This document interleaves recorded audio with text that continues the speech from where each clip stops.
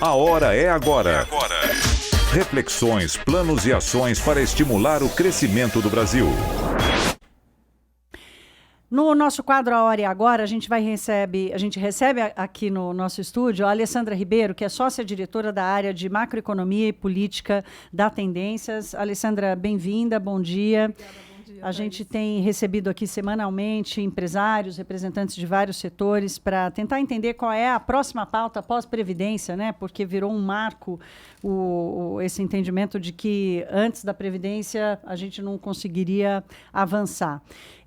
A gente tem falado aqui essa semana e também nesses últimos dias, que parece que está havendo um descolamento da economia com a política, porque muito ruído na política e o mercado financeiro funcionando muito bem, alguns investimentos sendo anunciados.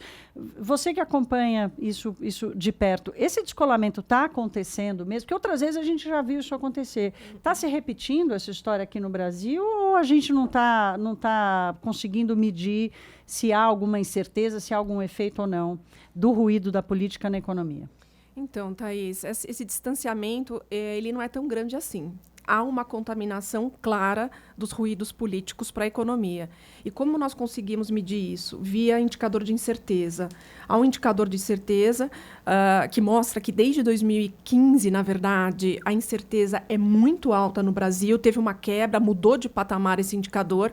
Até de 2017 para cá teve uma ligeira queda, mas mostra que a incerteza está muito alta. E quando nós fazemos alguns exercícios para ver como isso impacta a economia, a gente observa que os maiores impactos acontecem em consumo, mas principalmente em investimento.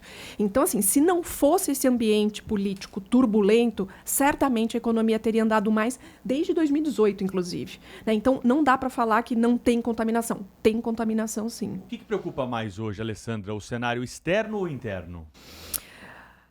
Eu diria que os dois exigem cautela, na verdade. O cenário externo, principalmente pela desaceleração das principais economias, e tem alguns motivos por trás da desaceleração, mas tem um ponto importante, que é a tensão entre Estados Unidos e China. Agora parece que a gente tem uma tentativa aí de acordo, mas a gente acha que deve ser pontual, é algo que veio para ficar, vai ter muita volatilidade, vai ter muita tensão, morde a sopra, então isso limita assim, o crescimento mundial. Então a nossa ideia é que assim, não dá para contar com o mundo crescendo muito, não. O nosso cenário, inclusive, é de mundo crescendo menos daqui para frente, principalmente quando a gente compara com os anos anteriores. No cenário doméstico, eu diria que a principal preocupação é o ambiente político mesmo, porque a nossa avaliação é que pós-previdência, a agenda de reformas não vai andar tão fácil. E por quê? A Previdência tinha um grande consenso, era um tema que estava sendo discutido desde o governo anterior. Então, assim, é a Previdência ou é a Previdência? O cenário alternativo era muito ruim. Agora, a gente não tem tanto esse cenário e a pauta é uma pauta mais pulverizada, nunca foi discutida, a gente nunca discutiu reforma administrativa, a gente nunca discutiu pacto federativo, desvinculações. Então, são reformas árduas, necessárias, mas árduas, sem consenso e que precisa de muita coordenação política. E, infelizmente, o ambiente que a gente tem, inclusive com o próprio presidente, crise no PSL, dificultam essa pauta. Né? Então, eu diria que tá nas duas canoas aí, né? Alessandra Ribeiro, a minha pergunta a você, você que acompanha a economia tão bem, né, nas tendências do ex-ministro Maílson, eu perguntaria a credibilidade desses juros baixos que nós estamos tendo hoje. Porque todo empresário, não, mas os nossos juros são muito altos, não dá para tomar empréstimos, etc. e tal. Eu me lembro que por ocasião do Plano Cruzado, em que tudo baixou por decreto, né, como se isso fosse resolver o problema e não resolveu, muitos empresários acreditaram nos juros baixos daquela época e acabaram tomando empréstimos, que depois, com a subida dos juros novamente, eles não conseguiram pagar. Então, hoje, nós temos aí a certeza de que, tomando um empréstimo hoje, daqui a longo prazo, nós vamos manter esses juros e será possível honrar esses compromissos? Ótima pergunta, José Paulo. Dessa vez, eu acho que a economia realmente está mais preparada para ter juros baixos de maneira estrutural. E isso acontece devido a todas as reformas que foram feitas, principalmente desde meados de 2016 para cá. Reformas importantes que contribuem mesmo para um juro de equilíbrio mais baixo. Mas não dá para falar que esse juro, agora o Banco Central ele já deu um sinal de que ele vai reduzir mais uma vez em dezembro e deve parar por lá. Então, a Selic vai ficar em 4,5%. A gente não acha que o juro fique em 4,5%. Inclusive, em meados de 2021, a gente tem essa Selic voltando um pouco para o patamar de 7%. Então, sobe um pouco. Mas, ainda assim, quando a gente compara com a nossa história, 7%, ele deve ficar de maneira estrutural, maneira sustentável. E é algo inédito. A gente nunca teve Selic em um dígito de maneira sustentável. Então, já é uma mudança impressionante, mesmo que suba um pouquinho lá à frente. Então, acho que é uma nova realidade de Brasil mesmo. Alessandra, o Brasil, assim como o México, a Rússia, são países que têm uma tradição lá desde o século XIX, no caso da Rússia, desde a Rússia czarista, né, de investimento do Estado. O capitalismo foi construído nesses países com investimento do Estado, né? Na verdade, na Rússia ainda era um pré-capitalismo. No México, com o petróleo, e no Brasil, isso já no Império, mas que com Getúlio Vargas, inclusive a CSN, etc. E a participação do Estado na economia, no caso brasileiro, é muito grande. Bom, hoje nós sabemos que esse grande investidor está quebrado, né? A União, os estados, não há dinheiro para investimento. Quando muito conseguem pagar a conta da água, né? E não conseguem investir. Ou seja, ou há investimento privado ou não há investimento. Saneamento, por exemplo, nós temos uma demanda gigantesca. Falávamos aqui ontem, né, com o Rafael, o Pedro, a Thaís, com o Zé Paulo. Você tem 100 milhões de brasileiros aí sem água, sem esgoto. E há uma briguinha ridícula, porque governadores não querem abrir mão de ter o controle do investimento no saneamento e tal. O investidor, inclusive o externo, ele está olhando para o Brasil como uma oportunidade boa de investimento, ou há ainda empecilhos tributários, jurídicos, a tal insegurança jurídica, que impedem esse investimento? Acho que há bons projetos, né, que podem sair do papel daqui para frente. E saneamento, eu acho que é uma área bem importante. Inclusive, teve um avanço ontem no Congresso de um bom marco regulatório para o saneamento, que realmente deve atrair o investidor privado. Então, há bons projetos em infraestrutura como um todo, portos, aeroportos, rodovias. Mas, então, o investidor estrangeiro, o doméstico também, não só o estrangeiro, mas o doméstico está olhando para essas oportunidades. Mas ainda há elementos que mantêm uma certa cautela. Segurança jurídica, eu acho que é um dos centrais. Quando o prefeito do Rio de Janeiro vai lá e estoura a praça de pedágio, que sinal a gente envia para o investidor estrangeiro, mesmo para o investidor doméstico, que precisa planejar, é investimento de longo prazo, capital muito intensivo. Então, são sinais assim, ainda muito horríveis para atrair esse... O sistema tributário também é um empecilho. O sistema tributário, ele é muito ruim no Brasil, não é à toa que a gente está nos piores lugares de todos os rankings, inclusive o próprio Doing Business que acabou de sair. É uma limitação certamente. Se fosse o sistema tributário melhor, contribuiria para esse avanço. Mas é algo que pelo menos está dado, ele conhece, é meio caótico mesmo, mas está aí. Agora, segurança jurídica e esses episódios todos, eu acho que ainda é o elemento primordial para a gente melhorar, avançar e atrair esse investimento, tanto do doméstico quanto do externo.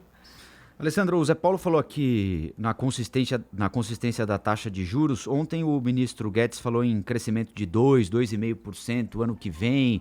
Isso é algo consistente também ou depende de todas essas circunstâncias que a gente está discutindo aqui? A gente pode projetar 4, 5 anos de um crescimento daí para cima? Acho que há bons elementos para a gente pensar numa trajetória de recuperação da economia brasileira. Hoje, o nosso cenário macro está bem mais ajustado, né? Inflação baixa, a gente tem, inclusive, muita ociosidade, tanto na capacidade produtiva quanto no mercado de trabalho. Tiveram essas reformas que são realmente positivas em termos de impacto, seja em mercado de trabalho, impacto em produtividade, impacto nas contas públicas. Então, o nosso cenário macrão ele está ajustado, mesmo o cenário mais micro, que a gente fala de algumas regulações, de alguns setores, tiveram avanços, como óleo e gás, por exemplo. Então, nós estimamos, sim, um crescimento de 1,8% ano que vem e 2,4% em 2021. Então, não é exatamente os números do ministro, mas a trajetória esperada é a mesma. E tem um elemento importante que é essa redução toda de juros. É uma redução importante, a gente está falando em 2 pontos de queda de Selic, né, agora contando com essa próxima queda de dezembro, e isso vai ter um impacto ainda na economia. Tem uma defasagem entre a queda de juros e o impacto mesmo na economia de 6 a 9 meses, então a gente ainda vai observar, mas a gente conta com esses impactos. Mas aquela questão da incerteza que eu mencionei, a incerteza tem que cair. E aí a política tem que fazer o seu trabalho, porque incerteza alta acaba limitando, inclusive, o efeito da própria política monetária mais frouxa. Alessandra, a gente está falando aqui da incerteza do empresário, do investidor, mas tem um lado dessa moeda que é dos trabalhadores. Esses certamente vivem o maior grau de incerteza, né, dos últimos anos.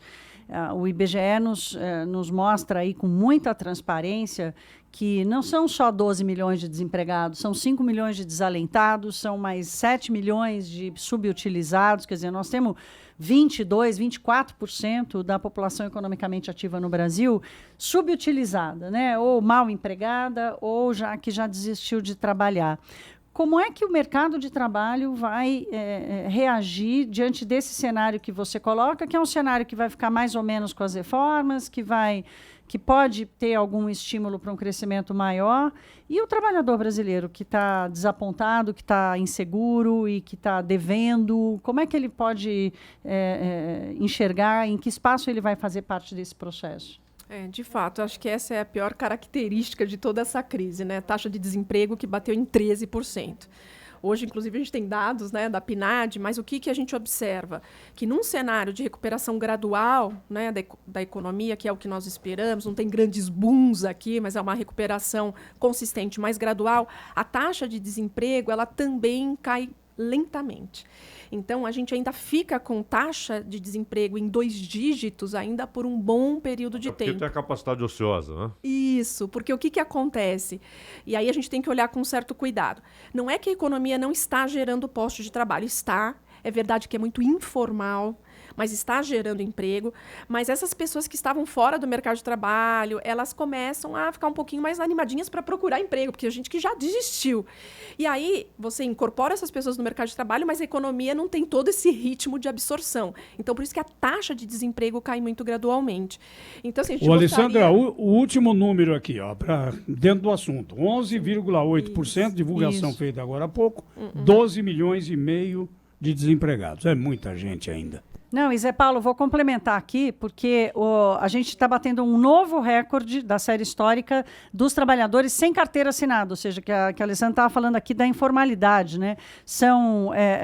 E houve alta de 3% na média aí, de um trimestre para outro, e comparando também com o ano passado, ou seja, o emprego que está sendo criado está sendo na informalidade. Quando é que essa turma vai atravessar para o lado formal, Alessandra? Isso, é muito informal. Agora, nos últimos meses, a gente começou a ter um sinal um pouquinho melhor na parte do formal, do emprego formal, aí pelos números do CAGED, até o último número de setembro foi muito bom. E o que a gente precisa? Não tem jeito, é recuperação da economia, mas de alguns setores que empregam muito. A indústria, que emprega com salários melhores, e esse ano para a indústria foi um caos. A indústria sofreu muito por N fatores, mas sofreu muito, então limita o formal. E também a própria construção civil, que agora começa a dar sinais aí um pouquinho mais animadores. Então, esses 2 setores se movimentando, a gente deve observar um impacto maior no emprego formal. E esse investimento em saneamento, né? Porque isso emprega... construção na veia, né? Quando se fala em construção civil, não é só levantar prédio. Não. Né? Agora, a Thaís Heredia, hoje, no início do Gente, fez uma análise brilhante sobre... uma das consequências da redução da taxa básica de juros, que a gente sabe que nos bancos, né, eu até dizia aqui terça-feira que o sistema financeiro ele é hostil à produção. Ele é hostil à produção. A taxa de juros no Brasil ela é uma vergonha, ela é escandalosa. Né? E o sistema tributário também é hostil à produção. Mas a Thaís fez uma análise fantástica mostrando o seguinte: bom, com essa redução de taxa de juros, muito dinheiro, porque dinheiro busca segurança e rentabilidade. Se tiver os 2 juntos, né?